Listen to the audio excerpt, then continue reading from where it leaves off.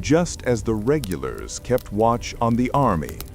It seemed to be the principal employment of both armies to look at each other with spyglasses, wrote the eminent loyalist Peter Oliver, former Chief Justice of the province. Washington knew little about Boston. He had been there only once, and but briefly 20 years before, when he was a young Virginia colonel hoping for advancement in the regular army. And though each side dispatched its spies, he put particular emphasis on intelligence from the start and was willing to pay for it. Indeed, the first large sum entered in his account book was for $333.33, a great deal of money for an unnamed man to go into Boston for the purpose of conveying intelligence of the enemy's movements and designs. The fear that the British were preparing an attack was ever present. We scarcely lie down or rise up, but with expectation that the night or the day must produce some important event, wrote one of Washington's staff. It was in the first week of August, at the end of his first month as commander, when Washington learned how much worse things were than he knew.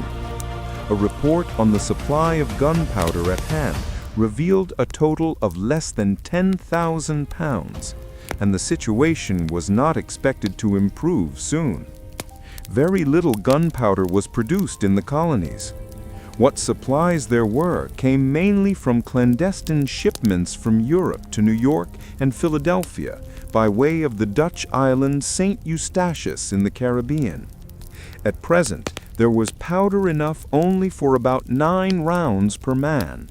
According to one account, Washington was so stunned by the report he did not utter a word for half an hour.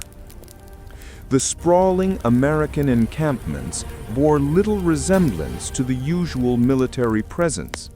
Tents and shelters were mainly patched-together concoctions of whatever could be found. Each was a portraiture of the temper and taste of the person that encamps in it, wrote clergyman Emerson. Some are made of boards, some of sailcloth, and some partly of one and partly of the other. Others are made of stone and turf, and others again of brick and brush. Some are thrown up in a hurry and look as if they could not help it, mere necessity. Others are curiously wrought with doors and windows. A notable exception was the encampment of Nathaniel Greene's Rhode Islanders. There, proper tents were arranged row on row like the regular camp of the enemy, everything in the most exact English taste, recorded Emerson approvingly. On the whole, however, he thought the great variety of the camps most picturesque. Others were considerably less charmed. The drunken carousing to be seen, the foul language to be heard were appalling to many, even among the soldiers themselves. "Wickedness prevails very much," declared Lieutenant Joseph Hodgkins of Ipswich, Massachusetts. A veteran of Bunker Hill and a cobbler by trade, Hodgkins was 32 years old and a man like many who had already seen a good deal of trouble and sorrow in his life. His first wife and 4 of their 5 children had all died of disease before the war began. To the remaining child and to his second wife, Sarah Perkins, and the 2 children born of this second marriage, he was a devoted father and husband.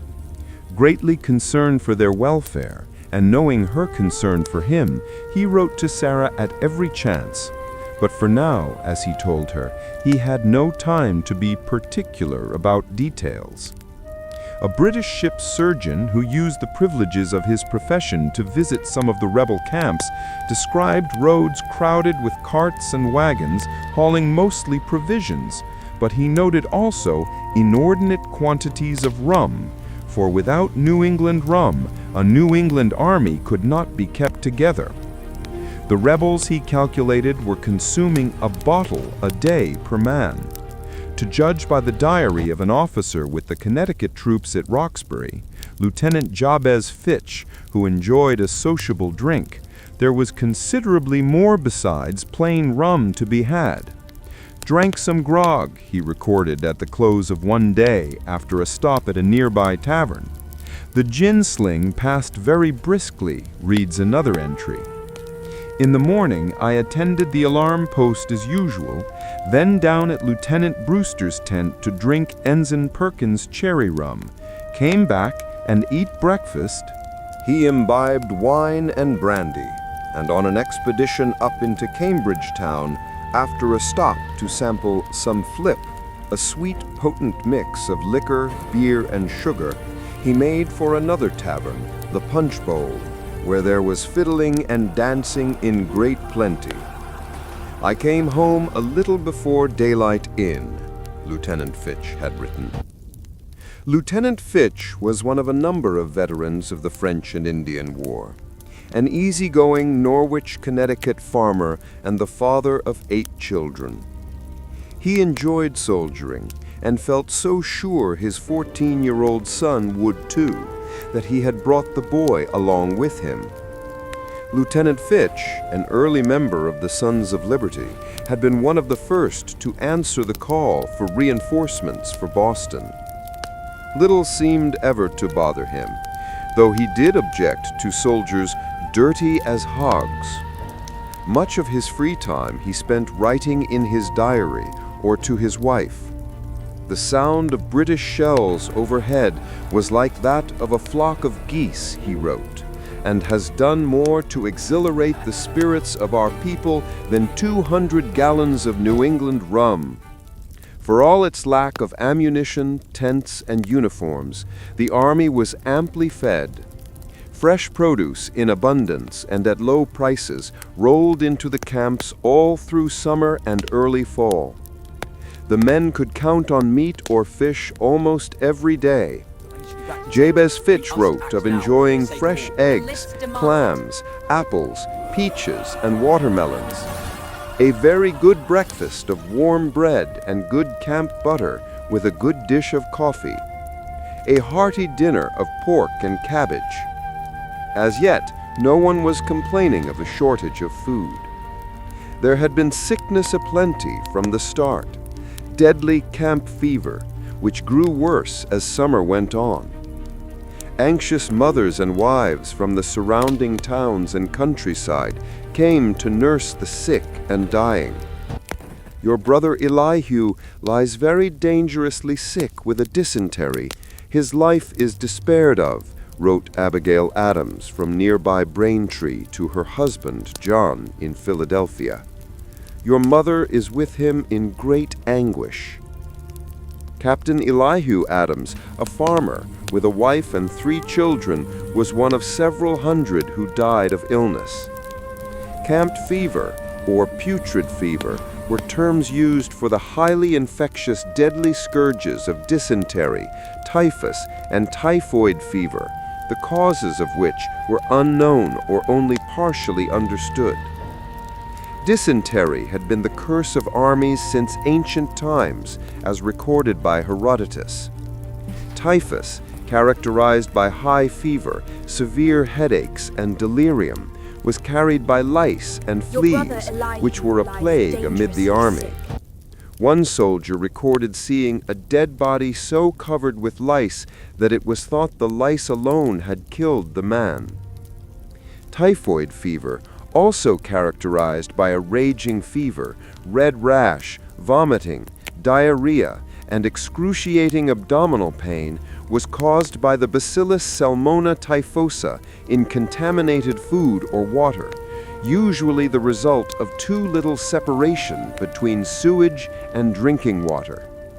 And it was not the troops alone who suffered from camp fever. Many of those who came to nurse them were sickened or carried the disease home, and thus it lay waste to one New England town after another. Of the parishioners of a single church in Danbury, Connecticut, more than 100 would die of camp fever by November. Infectious filth was understood to be the killer. Cleanliness in person, clean cooking utensils, clean water, and unspoiled meat and produce were seen as essential to the prolonged health of the army. and this was among the chief reasons for constant insistence on discipline and order, and especially with so many thousands encamped in such close company. As it was, open latrines were the worst of it, but there was also, as recorded in one orderly book, a great neglect of people repairing to the necessaries. Instead, they voided excrement about the fields perniciously. The smell of many camps was vile in the extreme. New England men were averse to washing their own clothes, considering that women's work. The British included women in their army, wives and other so-called camp followers, some of whom were prostitutes, who did the washing, but that was not the way with the New Englanders. The troops were in good spirits, but had yet to accept the necessity of order or obedience. Many had volunteered on the condition that they could elect their own officers, and the officers, in turn, were inclined, out of laziness or for the sake of their own popularity, to let those in the ranks do much as they pleased. Many officers had little or no idea of what they were supposed to do. The officers in general, remembered John Trumbull, were quite as ignorant of military life as the troops. Washington had declared new rules and regulations in force, insisting on discipline, and he made his presence felt by reviewing the defenses on horseback almost daily. "New lords, new laws," observed Pastor Emerson. "New orders from His Excellency are read to the respective regiments every morning after prayers. The strictest government is taking place. Those who broke the rules were subjected to severe punishment or disgrace. They were flogged or made to ride the wooden horse or drummed out of camp. One man was whipped for making a disturbance in the time of public worship, another for desertion.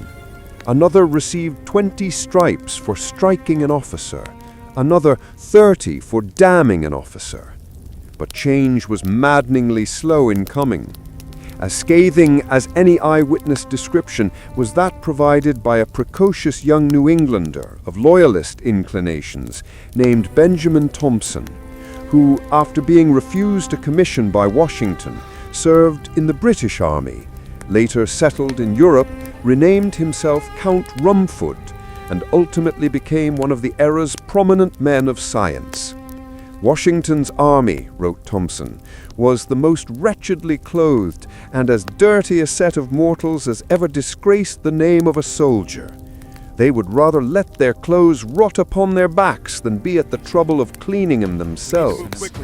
To this nasty way of life, Thompson attributed all the putrid, malignant, and infectious disorders that took such a heavy toll. His loyalist bias notwithstanding, Thompson's portrayal was largely the truth. Such British commanders as Burgoyne and Percy were hardly to be blamed for dismissing Washington's army as peasantry, ragamuffins, or rabble in arms. Except for Greene's Rhode Islanders and a few Connecticut units, they looked more like farmers in from the fields than soldiers. That so many were filthy dirty was perfectly understandable, as so many, when not drilling, spent their days digging trenches, hauling rock, and throwing up great mounds of earth for defense. At one point, early in the siege, there were 4,000 men at work on Prospect Hill alone. It was dirty, hard labor, and there was little chance or the means ever to bathe or enjoy such luxury as a change of clothes. Few of the men had what would pass for a uniform. Field officers were all but indistinguishable from the troops they led. Not only were most men unwashed and often unshaven, they were clad in a bewildering variety of this and that, largely whatever they, or others at home, had been able to throw together before they trudged off to war. One Connecticut woman was reported to have fitted out 5 sons and 11 grandsons. They wore heavy homespun coats and shirts, these often in tatters from constant wear, breeches of every color and condition, cowhide shoes and moccasins, and on their heads old broad-brimmed felt hats, weathered and sweat-stained, beaver hats, farmers' straw hats, or striped bandanas tied sailor fashion. The tricorn, a dressier hat, was more likely to be worn by officers and others of higher status, such as chaplains and doctors. Only here and there might an old regimental coat be seen, something left over from the French and Indian War. The arms they bore were as various as their costumes, mainly muskets and fowling pieces, in effect shotguns, and the older the gun, it seemed, the greater the owner's pride in it. The most common, and by far the most important, was the flintlock musket, a single-shot, smooth-bore, muzzle-loading weapon that threw a lead ball weighing about an ounce and which could inflict terrible damage. The average musket measured 5 feet and weighed about 10 pounds. Though not especially accurate, it could be primed, loaded, fired, and rapidly reloaded and fired again.